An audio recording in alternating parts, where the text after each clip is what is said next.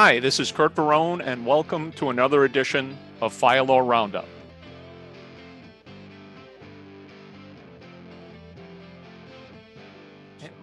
Well, and so we're going to have a similar property one next, not similar in any way, but it's property. Here we have a homeless or transient individual who goes to this encampment. We're going to be in Oceanside, California now. And it was kind of as it is pictured to me, it's kind of outdoor, wildlandish type area.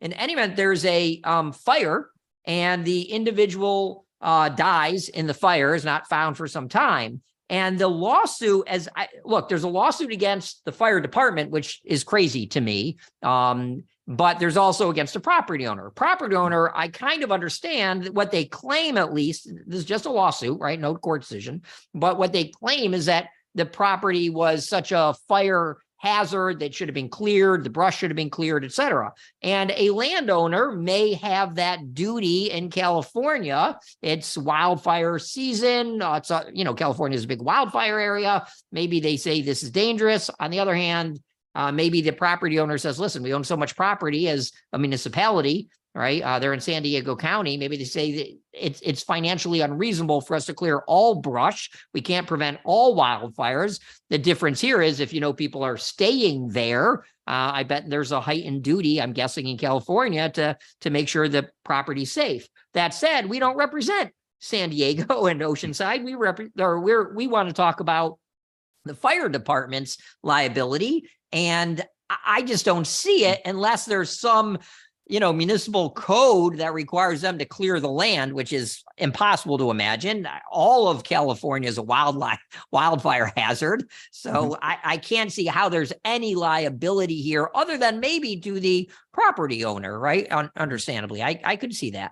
It wasn't clear to me who was the property owner. I think it was the city of Oceanside, I believe. But it's when dealing with the homeless encampments, like you're in a no-win situation.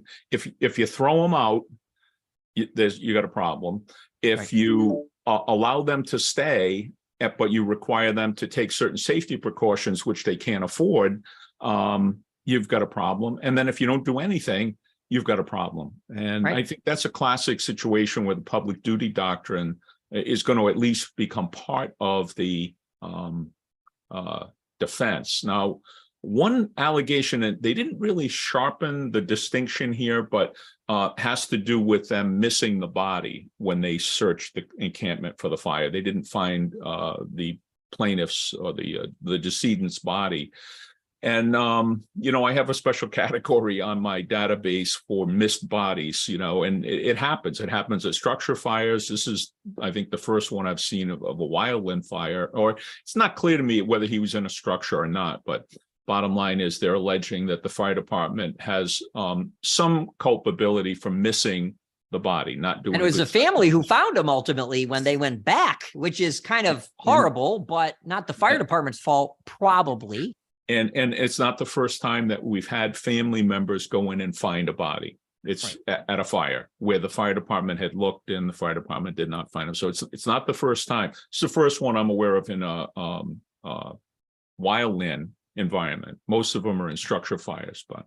And hard to imagine there's any real liability for this. Like you said, this isn't like we missed you on a primary search, but even there's not going to be liability. And here it's, my God, it's a huge area.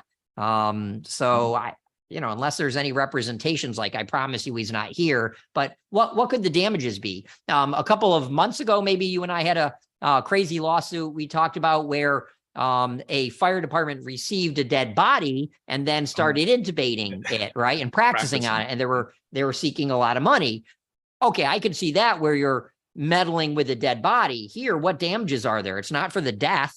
They couldn't have prevented that, presumably, even if it wasn't their responsibility to clear the land. And so not finding them, what harm is there? Other than emotional harm, it's hard to imagine there's anything. They can't get them, it's not intentional, so they're not going to get intentional infliction of emotional distress, but I think they may go for negligent infliction of emotional distress. Which is very difficult because generally speaking, if you're a bystander, and technically they are, you have to be in the zone of danger, and they weren't in the zone of danger. Very tough case. Very tough case here to win. And look, it's kind of this whole theory of, well, somebody has to pay.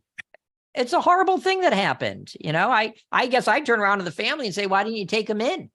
Why didn't you provide them a home? Why didn't you keep them out of the woods if you could have, and yet you want to shift your failures to the fire department? That's just not right. Yeah. Difficult.